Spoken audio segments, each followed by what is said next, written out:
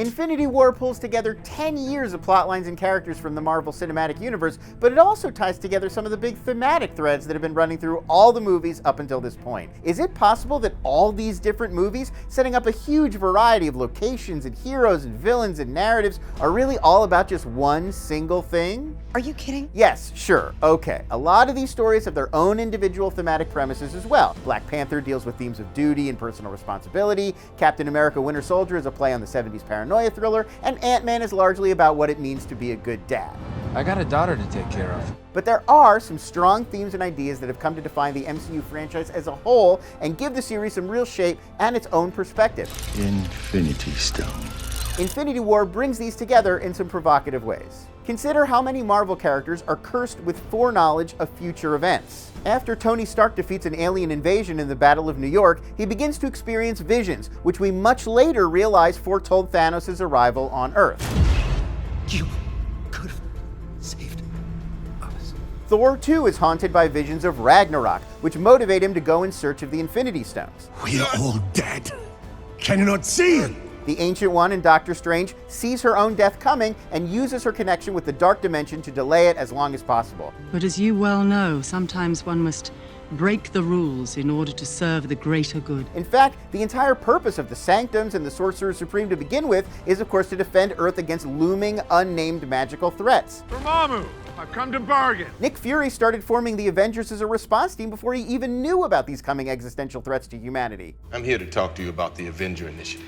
The name itself implies foresight. They were Avengers before they had anything specific to avenge. Then, of course, there's a certain Mr. Thanos, who foresaw the destruction of his planet, Titan, from overpopulation long before anyone else did, but ultimately failed to save everyone. Way to Jor-El it. Now, this is not uncommon in the MCU. This universe is filled with characters who can see trouble coming, but can't necessarily mobilize everyone around them in time. And even when these heroes do actually get coordinated in the face of looming threats, time and again, Marvel heroes end up causing even greater destruction and chaos in the course of their efforts to save the future. So to start, we have stories about failed prophets, and then we have even more stories about heroes making problems even worse through their attempts to intervene.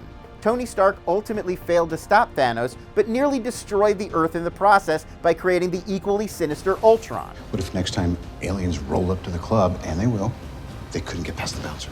Thor came to realize he was helpless to prevent the complete destruction of Ragnarok. Winning in that case was accepting the fall of his homeworld as inevitable. This was never about stopping Ragnarok. This was about causing Ragnarok. The Ancient One eventually does die, but her tapping into the Dark Dimension motivated Caecilius to do the same, which in turn brings Dormammu to Earth. Even those without psychic foresight often find that their attempts to preempt or prevent violent calamities get them deeper into trouble. Every time someone tries to win a war before it starts, innocent people die. Every time. General Ross, concerned about the devastation and distrust superhumans could one day trigger around the globe, draws up the Sokovia Accords as a preventative measure, but they end up ripping apart the Avengers. S.H.I.E.L.D. was created to help prevent future terrorist attacks and threats to the US homeland, but ultimately allowed Hydra to rebuild itself in secret. Cut off one head, two more shall take its place. Ego sought to terraform all the planets in the universe, making them extensions of his immortal self to put an end to death and decay forever, but in the process, he fathered the one being in the universe who could undo his grand designs and kill him. The Super Soldier program gave us Captain America, and the Winter Soldier, a ruthless assassin who turns him into a criminal. What are we meant to take from all this exactly? You had to ask. Collectively, these movies seem to say, worry less about the future and focus on the right now. Threat is imminent, and I have to protect the one thing that I can't live without. Avoid elaborate plans because you're only human and you can't evaluate the consequences of your actions from every angle. It's the wrong details. It has nothing to do with the story. Being a hero means doing the best that you can in the moment with the tools that you have on behalf of the people around you instead of focusing on your long-term legacy. Maybe I should take a page out of Barton's book, Build Pepper a Farm. This is what T'Challa came to realize in Black Panther in deciding to open Wakanda up to the world. We will be sharing our knowledge and resources with the outside world. Marvel movies teach us that making elaborate plans to prevent a looming disaster means you're not flexible. Can we hold them? The Avengers. And you're ill-prepared when things change or when your own inventiveness is turned on you. You know, with the benefit of hindsight, Elaborate, calculated schemes turn their creators into blind ideologues. Think Helmut Zemo in Civil War, a mastermind so single-minded and fixated, convinced that he must succeed, he inevitably overlooks the real human cost right in front of him. Helmut Zemo's anti-Avenger designs turn him into the exact thing that he hated, a blithe, uncaring force of destruction. Perhaps Thanos will also learn this lesson in Avengers 4. If his plans are ultimately undone through the use of the Infinity Gauntlet, well, that would certainly be a poetic way to conclude his part in this story, giving us a villain who embodies both the ambitions and the flaws of the tragic heroes. It's too bad we will have to wait for what seems like decades to find out.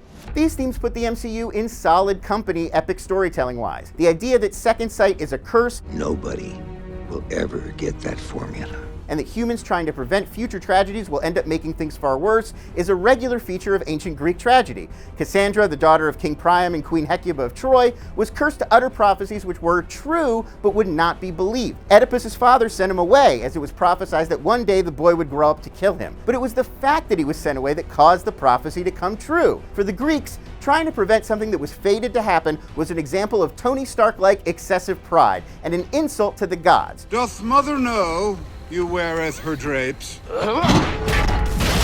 Remember when we learned about hubris in high school? It is finally paying off!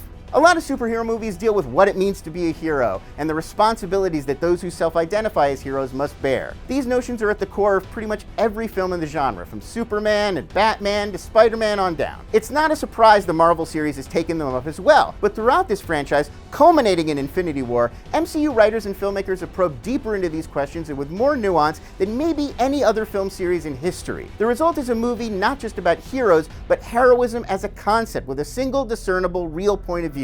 It may seem counterintuitive that an elaborately plotted, decade-long movie franchise is preaching that you should avoid making elaborate plans. Not a great plan. But maybe it's that contrast that stands out? Is Kevin Feige saying that the key to success was having foresight and looking ahead, but remaining flexible enough in the moment to mix things up and take chances? Take the Thor series, for example. Parts 1 and 2 are serious, almost somber, Shakespearean in their scope, and audiences didn't necessarily respond to it. So what did they do with Part 3? Take a left turn, make it an outer space buddy comedy, but still keep enough of the narrative threads together to make it feel like one coherent series. To fall back on a grandmaster design worked out years in advance by a writer's room, but not to do so blindly without also paying attention to the story he was telling right now in the present in this movie. Maybe?